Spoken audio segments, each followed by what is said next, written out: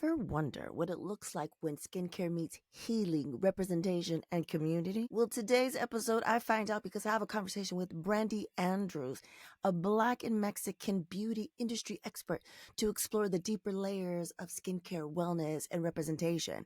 With over 25 years of experience, Brandi shares how her journey from her upbringing shaped her mission to advocate for melanated skin and build a beauty ecosystem that serves Black and Brown communities.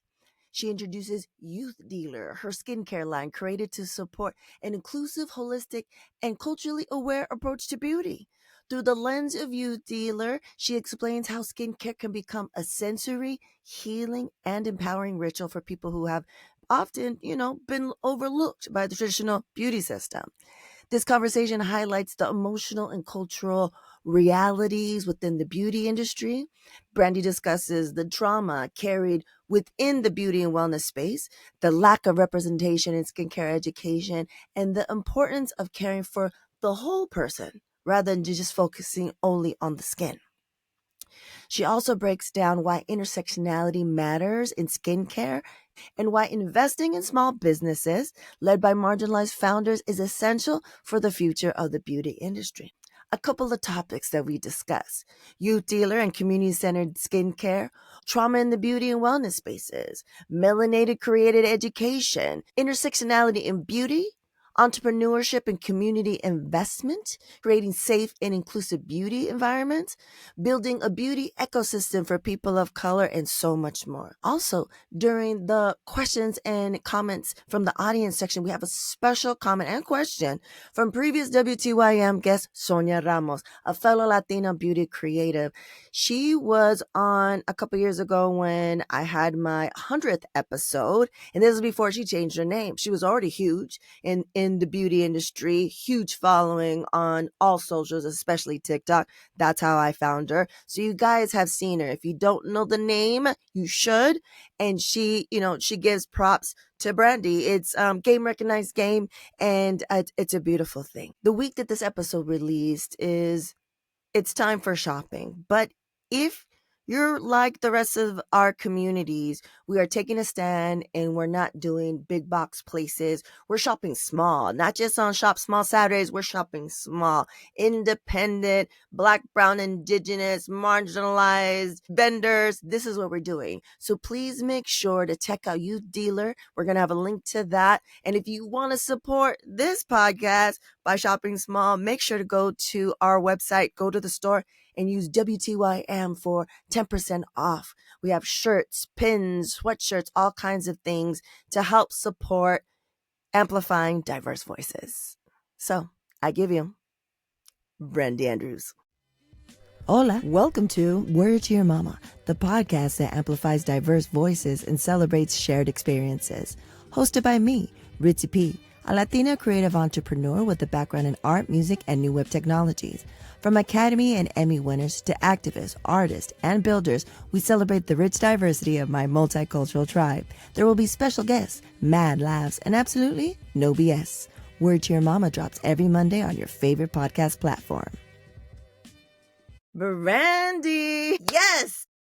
You're here. You're finally here. I'm super excited that this is happening. I think, we're always in the space that we need to be when it needs to be. So I appreciate you being here. I like to start off the way we start off every podcast. ¿Cómo estás? How are you doing? I'm living the dream. I'm living a dream, the dream, whatever we consider the dream to be. Honestly, I'm sitting in a lot of gratitude. Like I've been walking around my apartment, my space, because I had to move out of Pasadena because the way that the city shifted after the fires. And I've just been in so much gratitude that I've been in this space now to allow myself more expansion with having to worry so much and being so disconnected from the reality of like being in LA, because now I'm in LA. In the heart of LA, for sure. In the heart of LA, okay. Yeah. Well, I'm glad to hear, the move and everything, especially like I'm sure everybody knows the fires that happened in LA and stuff, and you guys were like right in the middle of it. But let's take it back and let's give people a little bit of background. Where were you born and raised, and where are your people from? I was born and raised all up and down the Bay Area coast. I'm from a small farming town called Watsonville, which is right outside of Santa Cruz. And my mom is from Michoacan. She migrated here when she was 15, I believe. It took them 10 years. It took them 10 years to get here, and she's one of six. Wow. Right. And then so Yay area, kind of sort of area. And then when did you move down here? I moved to LA 15 years ago. 15 years ago now. Yeah. Wow. Yeah. I was in my early 20s, and I was like, I'm the only girl of three boys and from a single mother. And so I'm the one that left home. I was like, I'm gonna go regardless, but like I need your blessing. So I'm only 5 hours away. So now, say today you're out and about, especially in LA, and someone asks you what you do. How do you answer that? I tell them that I'm an esthetician and I'm a beauty industry expert. I have 25 years in the industry. I think it's definitely something to be proud of, especially advocating for melanin in this space. It has not been easy, and it's still shifting. It's evolving, and this has been the same system that we've been trying to kind of break even before me, like the Sam Fines, the Danessa Myricks, the is it James Vincent? I believe it's James Vincent. All the makeup artists and, Sir John, like all of those people, they were the ones paving the way, allowing for more to be seen, but now it's getting even deeper. So it's been an issue forever, and there's been small strides, but I'm really happy to hear that you mentioned those that have, paved the way.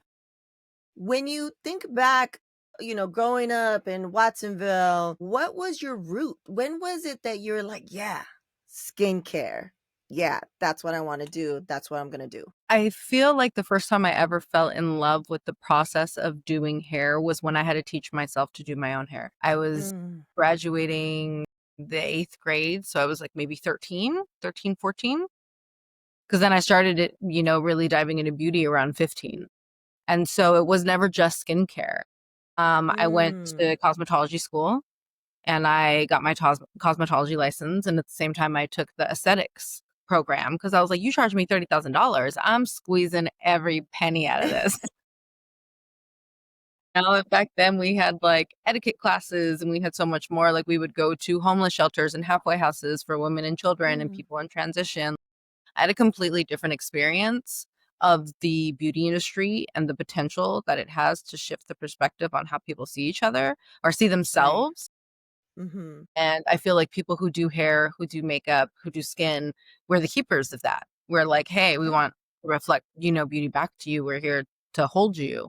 And how are we right. doing that while being conscious and informed of the traumas that the beauty industry has inflicted on people? Yeah. And that goes into another point that I made that I wanted to ask you. When we talk about trauma informed beauty, like what are some traumas you see most unaddressed in beauty and wellness spaces? Wow, that there's a variety, right? So if we're talking about hair, we're talking about treatments that are not being done by licensed professionals working with chemicals. A lot of cosmetology and aesthetics is balancing out chemicals. That's what we're trained on, as well Mm, as sanitation, keeping everything sanitary. You're working with scissors. Sometimes there's blood. You're working with different things that are coming out of human beings, right? right. So there's, chemical peels and not knowing how melanin reacts to certain things and how you can and can't use things or you should use them in moderation and how to really attain the practice of identifying somebody's skin condition and somebody's pigmentation disorder. Like those are two things in skin. And then I guess honestly, everything, the trauma of hair, like we could go into a whole deep dive with that. Like, Right. it's always been the proximity to whiteness. So women were using relaxers and now we have, everybody, were you on the creamy crack? Because now there's lawsuits out saying it causes cancer. Like, mhm, Yeah, about the relaxers. mhm. Kind of the growing up when we did, there was I don't know if I think it's because I'm significantly older than you, but there was a commercial, and I don't know if you caught the tail end of it, just for me. It was like a relaxer for little Mhm. girls. Yep, And that it was my was first relaxer.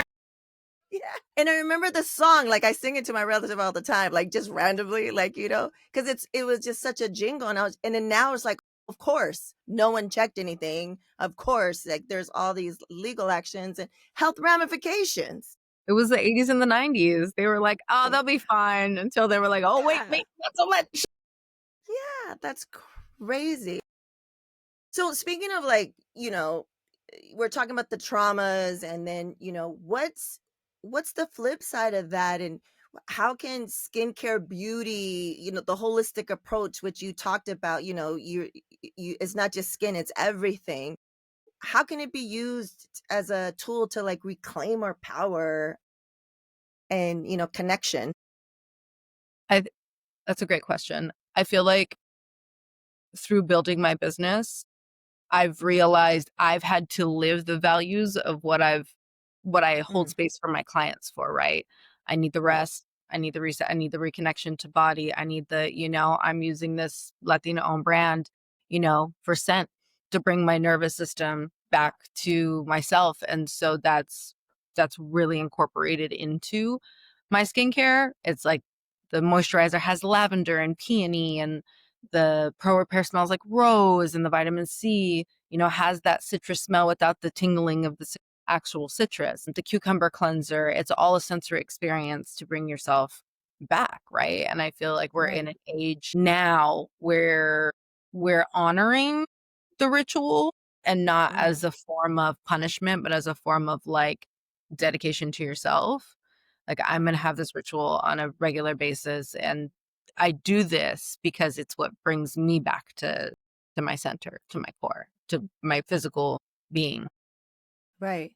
And it's really, I mean, back in the days, we had a lack of, I mean, even now we have a lack of products and lines that we could even identify with. So that brings us to you. Tell us what you're building, what you've built, what you're launching, a little bit of the background. I think people hearing a little bit of your story, we'll get more into it when we get to questions and comments from the audience, but what is it? Tell us more about, this amazing business of that's made for us. So, what I've built out over the last, I want to say I'm going on like 5 years now, is an entire beauty ecosystem. So, not only treating the condition or the pigmentation disorder, but treating the person as a whole, like taking into, and it's all knowledge based. So, we're taking into account things that we've been trained as service providers, estheticians, for instance. There's the 5 pillars of the exposome that we go by, it's all UV index, pollution levels, like your routine, what are you eating? All of those things go into your exposome. And it's like, okay, how many of these things can we consciously tell you is occurring? Like, obviously, we live in LA, right? We have nonstop sunshine. Even when it's raining, there's sunshine, right? And so our exposure to the sun is way higher than anyone else's. And it's based on knowledge. So we're not only informing people, significantly and specifically people of color, how our systems differ and how we can scientifically and holistically take care of it. And not only informing the consumer, but also informing other certified and licensed professionals so that Mhm. they can learn these different systems and how to care for what is now the majority. Last time I checked the numbers, it was 86% of people of color have a pigmentation disorder or skin condition. And that Mhm. includes people of European descent. Their melanin just moves differently. They have their pigmentation lies differently. And then knowing where that pigmentation disorder or skin condition originates from. So for Mhm. Latinos, there's a lot of melasma, what we call manchas, right? And it has to Mhm. do a lot with our hormones, and it has to do a lot with our liver and our kidneys, and how we're not, and then you think about our food, right? Right. Like, I know Right. my mom was using manteca when I was 5. That's why it was delicious. That's why it was It delicious. was so good. And we're on the top percentage of having type 1 diabetes, Please believe it.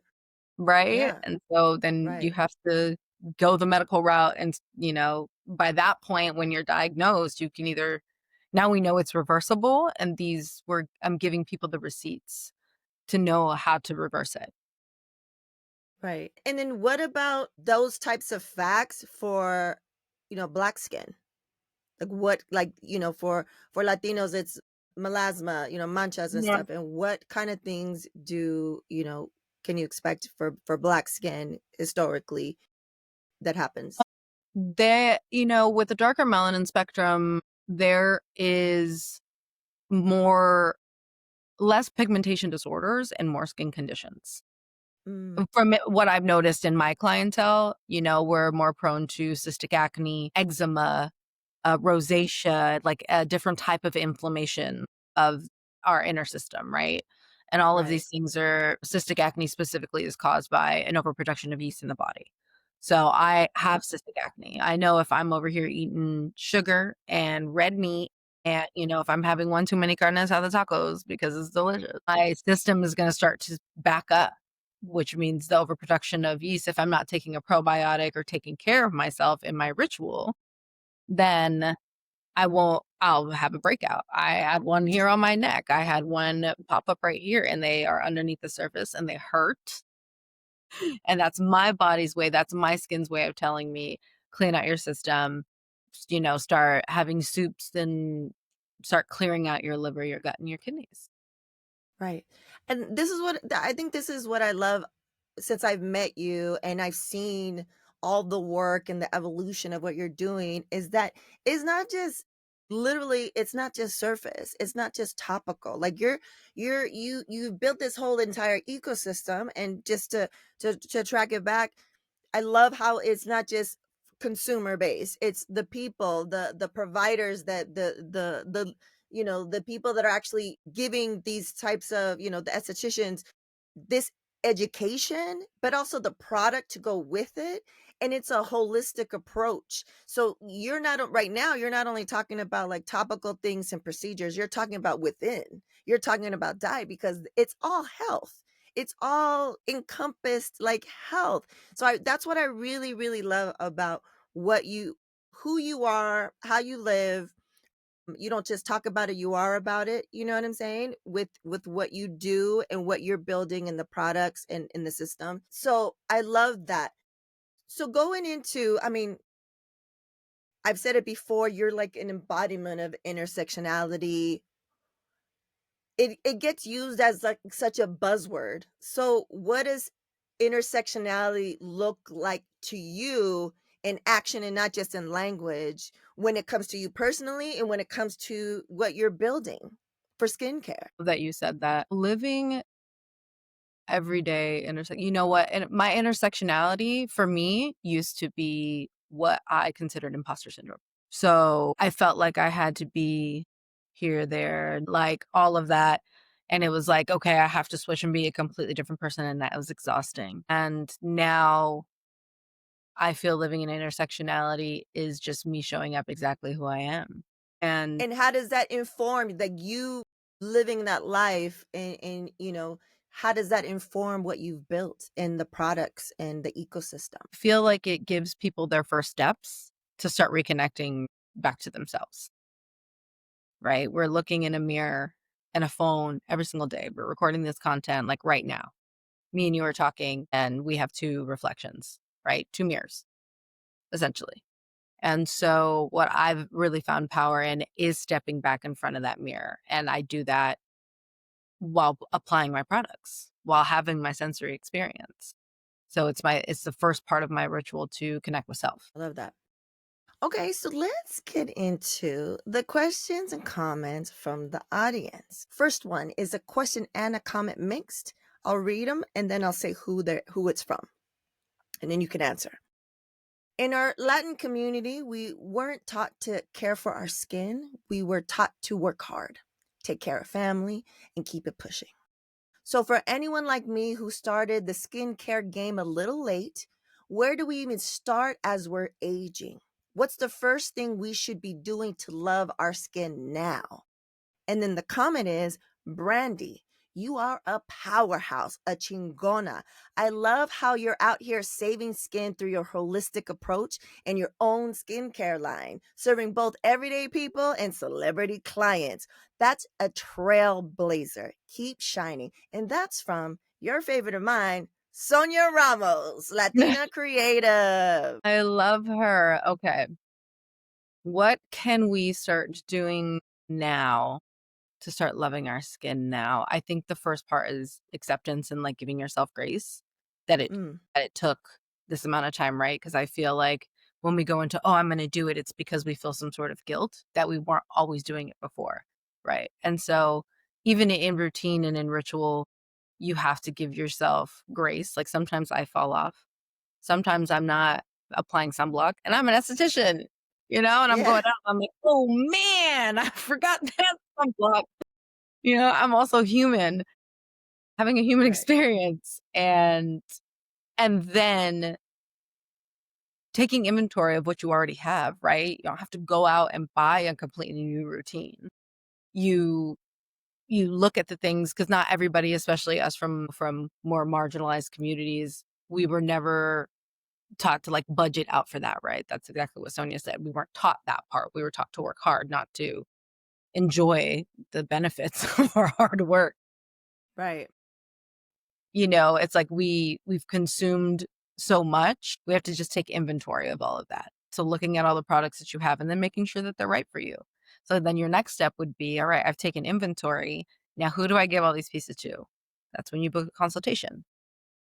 These are all the things that I have. I need to go through my product inventory and then also through that, making sure the service provider, myself, is giving you a routine, Right. right? So we're taking down and asking the questions of, have you been diagnosed with melasma? You should go to your GP and check ABCXYZ.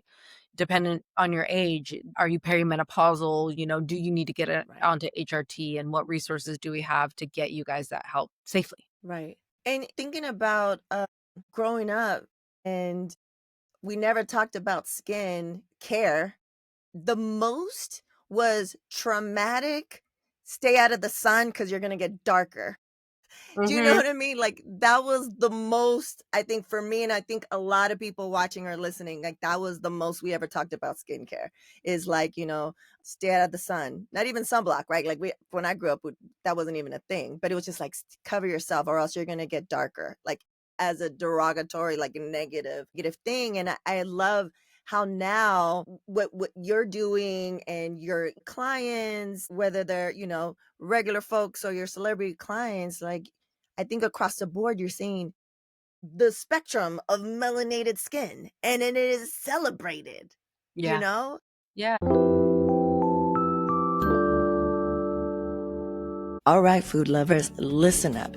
If you're looking to take your cooking to the next level, then you need to check out Who's Hungry, the brand that's bringing bold flavors straight to your kitchen. Check out 2 of their specialty seasonings. We've got Spicy Jerk Seasoning, a fiery, flavorful blend that brings the heat and authentic Caribbean taste to your meats, veggies, and even grilled seafood. Next, we have Sweet and Savory Seasoning. It is a must try. It's the perfect balance of rich, bold spices and a touch of sweetness. Head over to their website, who'shungrycatering.com, to purchase these seasonings for your home cooking. Have you struggled to explain what you do, even though you know it's powerful? Hola, I'm Marisa Estrada Rivera, aka Ritzy P, and I'm a first-generation Mexicana brand, emerging tech, and culture consultant with over 15 years of experience across multiple industries in big-name organizations. But the work that lights me up the most? That's supporting solopreneurs, especially women of color, in finding clarity and confidence in what they're building. That's why I created the Brand Vision and Strategy Consultation to give solopreneurs and small teams the same high impact insight I provide large companies. It's part audit, part strategy, part business therapy, and all forward momentum. This is a one-on-one consultation designed to help you realign your brand, clarify your messaging, and move forward with confidence and clear, actionable steps. If you're feeling stuck in a pivot or like your brand no longer reflects your magic, this is for you. You don't have to figure this out alone. So head over to ritzyperiwinkle.com/brand to book your spot. Space is limited. Let's build. So that's how you can support Word to Your Mama. If you have a service or a product that you want to promote, hit me up, DM me, email me, all that good stuff, and let's get you on. Let's get you on so you can get to the peoples. Another way to support is free. Tell your folks, tell your peeps, tell your friends. Another way to support is you can buy shirts from the store. Soy bruja y que. Shout out to all the brujas, if you know what I'm spraying. I see ya. I see ya. And then we have other shirts like I Am My Ancestors' Vengeance. We have it in blue, we have it in red, and another color that I have handy right now is in this heather gray. Yeah. Muchísimas gracias for listening, watching.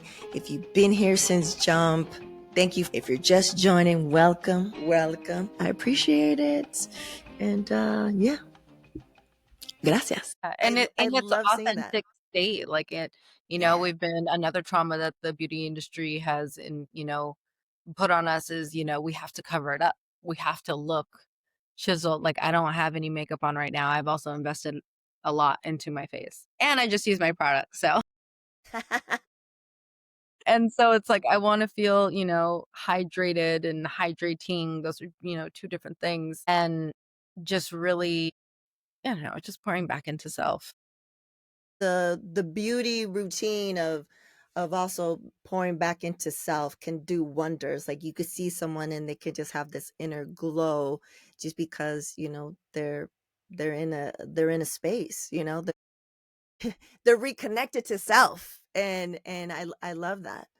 So when you were little, was there and you first started off in hair. So before that, were you just killing it in the hairstyles for yourself and your friends? Like tell us like a little bit about that. Like what was that looking like? Yeah, I was behind the chair for 19 years.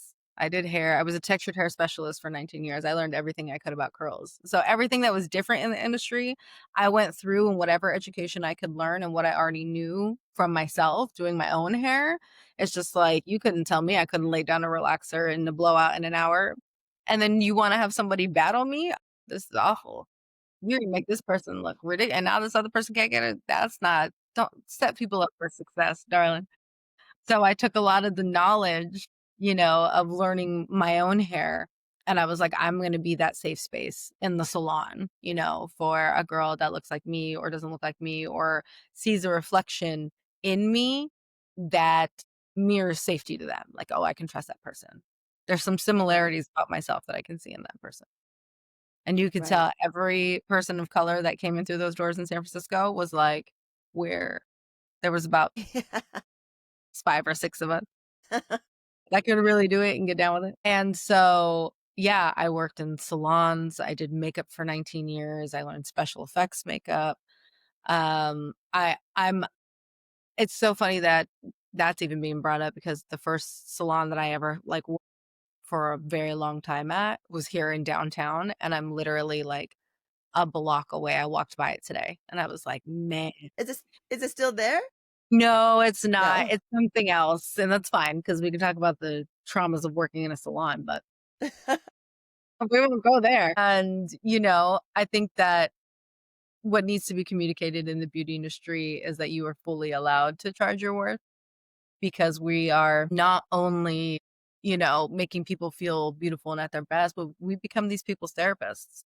They tell us Right. about their lives. Like you're sitting in a chair with somebody for like 2 hours, 3 hours, depending on what you're getting, and you're starting to learn about them. It's, and how do you have boundaries as a service provider to not carry that? Right. Because Right. even during my facials, people are telling me about the skin traumas that they've had. They're typically asleep by the end of it, So where I'm like, relaxed. math, I'm going to slather this all over your face. And they're like, oh, they're just out, you know? And so, putting people, at peace, that's what hairstylists, makeup artists, estheticians, massage therapists, Ayurvedic practitioners, acupuncturists, like, it's what we do. Right. Yeah, because you're not just, I mean, whether it's a hairstylist or what you do, it's you're informing them like maybe they come in with issues, but you're letting them know lovingly, like, oh hey, we're gonna work this out. We're gonna make, I got you. Like you're like you said, you're holding space for them. But I could see how it might be like you got to protect yourself because of that energy, especially depending on what type of person you are. Uh, but yeah, I think that makes a lot of sense. The whole one of the reasons I wanted to have you on is because you're amazing as hell, dope as hell. But also, I think when people hear the story of how well informed and how much experience you have, not just in skincare, but holistically with hair and beauty and the amount of time, like the 10,000 hours of it all. Do you know what I mean? It's just like you lived it, you grew up in it, you are it, and then so you're creating things that you wished you had that benefit you and people that look like you, or that similarly, like you said, a reflection, because we didn't have that. When you think of beauty, but especially I think especially when it comes to skincare, me growing up, my generation and the generation after me is just like, oh, that's too far away from me. Like I only see estheticians in white neighborhoods. Like, that's not Mhm. for me. No one looks like me that's doing it, that understands. you know when I was in college and I was like, "Oh, a good haircut makes a difference." One of my best friends in college, she was in the Bay, and I went to her. I would literally fly up in college with no money, or drive up. We would drive up to get a haircut, because when you find Mhm. that person, whether it's an esthetician or a hairstylist, right? It's just like when you find that person, you're like a needle in a haystack. Yeah, yeah. I have people that I have like longtime friends now that started off as my clients. I was doing their hair. And then I ended up doing their kids' hair and then teaching them how to do their kids' hair and just like, yeah, it's it's a it's a bonding experience. If you find a good practitioner, I feel like a ritual of safety Hmm. that you can go Yeah. there and just be, and know that you're being taken care of and you're not going to walk out looking crazy or get burned or, you know, I feel like when you enter the beauty industry, you're very much taught to like work, work, work, work, work, work, work, work, work, aligns with why a lot of people of color are in spaces of service, right? Just creating spaces of safety, essentially. Like that's what we're taught in the beauty industry, right? So See. we're working, I don't know if this is true anymore. I think a couple laws passed, but we were working on commission and people are taking half of our money. Right. I was being a textured hair specialist, specializing in the majority, and people would come to me on a regular basis and I would make the most money. So I'm making $4,000 plus every 2 weeks, and somebody's taking half of my money. Ye- And I don't have health insurance. Right. Cosmetology, the beauty industry, you do not get health insurance Damn. And you're putting in unless mad you join a union. hours. Unless you join a union, and don't get me started on that. What all you've been through in the different industries, and the trauma stories of salon and stuff. When was that moment that you're like, I'm gonna go on my own? That was right after the pandemic, Mm. right? Well, I mean, the thing is like I've always been on my own. I've been an entrepreneur for 25 years. I've always kind of been on my own, working for other people. I just stopped negotiating for people's lowest bids. I was like, no, I have this amount of years, I have this amount of experience. And while that doesn't necessarily come with a degree, it does mean something. I have more knowledge than your average person that just came out of cosmetology school. But when I decided to pivot from hair into just solely skin and everything that I had learned over, you know, 12, 13 years of doing skin, I started learning it medically and working with a dermatologist that he's been mentoring me for the last like 10 years now about pigmentation disorders and skin conditions for people of color and how to treat us. That's where I got my knowledge from. And so I was able to find a balance in how things are just met differently for us and how all the different systems aren't built for that. And it can change. I just know now I have to be the change. Yeah, yeah, to be the change. Yeah, be the catalyst for the change. Yeah, started. You're the leader in it. Yes, they could also be a scary and lonely road, but here you are, and you're persevering. Okay, so Yes. let's go into the next questions and comments from the audience. As one of the most experienced estheticians in melanated skin, what do you see as the biggest barrier to representation in skincare industry? And that is by our lovely Kat Oliva, founder of Mm, Latina Millionaires Club. I love honoring the full melanin spectrum in all aspects, like really learning about what's for the people. And I feel like there's multiple avenues for representation at this moment. And the ones that don't have the millions of dollars are the ones that you should be trying to find. Mm, Like they're out there. right. And what we have to start doing now is being put on a more global scale because of the money that we're generating. I did an intersectional estimate on how much the Black and Latin communities combined, and it was $4.8 trillion. Because I'm not just in the Black community and I'm not just in the Latin community, I sit in Right. both. Right. True intersectionality. That's numbers don't lie. And so I think, yeah, they need to be serviced, they need to have products, they need to have education and resources, and it needs to come from those from the community. And Who pay better? the community. And Pay the pay it. community. Pay the community, pay the service providers, pay the educators, pay the leaders, buy the products, Mm-hmm. buy the systems. Yes. Yes. Okay. Absolutely.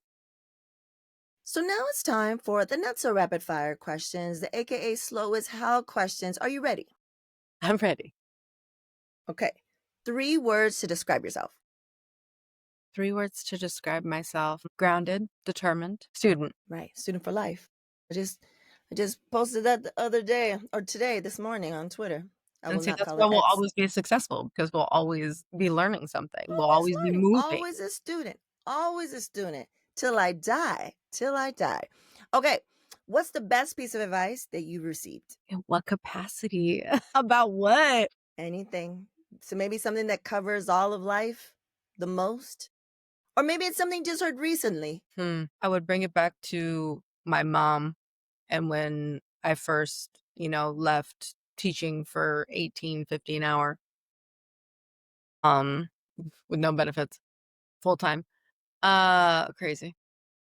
To going and opening my first brick and mortar. And that was, don't be afraid to see what color your parachute is. And the Mm, first thing that came to my mind was, it was like, I was like, it's emerald green, it's silk, it's flowing in the wind, it's classy, baby, it's classy, right? So I started shifting even the green around me. Like on my massage table, it is an emerald green blanket. There are always mm, plants, different forms of green right. everywhere. I love that. I love that because you're not going to see the inside of your parachute unless you jump, unless you make that first move, or else it's always going to stay closed. So I really love that. I've never heard that, and I really like it. Shout out to your mom. So what is the song that gets you hyped when you need it? It could be an old one or it could be a new one that you're currently like putting on like, I need a little extra today. There's a song called I Got It. Who is it? I'm getting the research. My R&D is right here. I don't even want to mispronounce it. This one. This phone is dirty. I was like, I cannot read. My partner is painting right now. I still can't read it.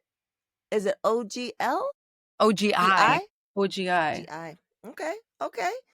That's a first. That's a new one. We're going to add that to Yeah. the Word to Your Mama guest hype list song, whatever it's called. I always mess it Yeah, up. yeah. So we're going to add it to that. We'll put it on the top when your episode comes out. I'm excited to listen to it. So that's that's like a new one that you've been listening to? Yeah, I think when I like 3 years ago, I started really paying attention to the music that I was repeating, that I Mm-hmm. was, like, speaking out, and I'm like, "Wait a Right. minute." Like, I was saying some things, I'm like, "Oh, I should change what I'm putting out into the world." And so Right. I started finding different artists, right? Like, even spoken word type of situations, and that's definitely one of the songs. Like, they're coming out with some good stuff. Nice. Okay. Definitely check that out. We'll add that to the list. Next one. What are you doing to dismantle the patriarchy? shit, becoming a multimillionaire. Facts, for sure. And also just being you. Like that's a, you know what I mean? What you're building and and how you're sharing resources and education, and that's just the way you carry yourself and how you are helping us to reconnect to self and the ritual. Yeah. That if you're marginalized, but especially if you're Black or brown, it's part of our culture, it's part of our ancestry. Mhm. Mhm. It's You deeply know? rooted, and that's why everything in my skincare line is either a stem cell. It's not about the actual plant, it's about what the plant or the fruit can do, right? Mm, So it's beyond that. It's breaking down the genetics of plants, of stem cells, and how those can work with our cells to heal us. right. Beautiful. Final question, Brandi. What will be your legacy? What will be my legacy? My legacy will be to have educated the masses on to have educated the masses on authentic care for Black and brown people. Love it. Love it. Okay, Brandi, tell the people the name of your line, where they can find it, what can they expect, how can they find you, anything and everything. Let the people know what I'm going to have in the show notes, but the people that are watching and listening, let them know so they can immediately go blah, blah, blah, blah. Yes. So the name of the brand is Youth Dealer, and you can find it at youthdealer.co. We're also Youth Dealer Co. on Instagram. You can also find myself, Brandi J. Andrews, Brandi with an I. And we are launching the first set of, I believe, 50 boxes, full sets for, yes, for a discounted price at, we're going to be dropping it November. We're shooting for November 11th. Okay.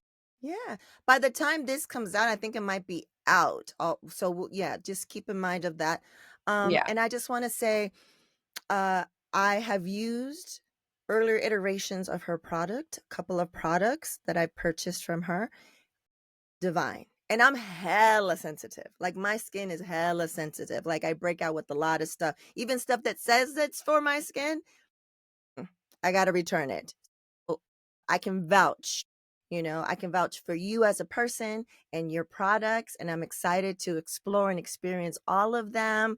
And yeah, is there anything else that you want the people to know before we head out, Brandi? Invest in founders and their small businesses, because we're here. We're here. We're the creatives of the world, and we're the ones that are going to drive the economy. Right. Yeah, times are changing. Well, Yeah. muchísimas gracias, Brandi. You're the best. I really appreciate it. Love you.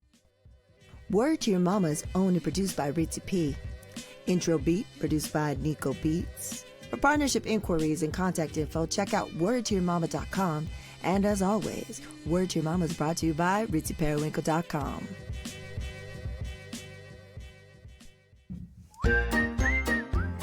And now, introducing the Supernatural Bear Corner. Supernatural Bear.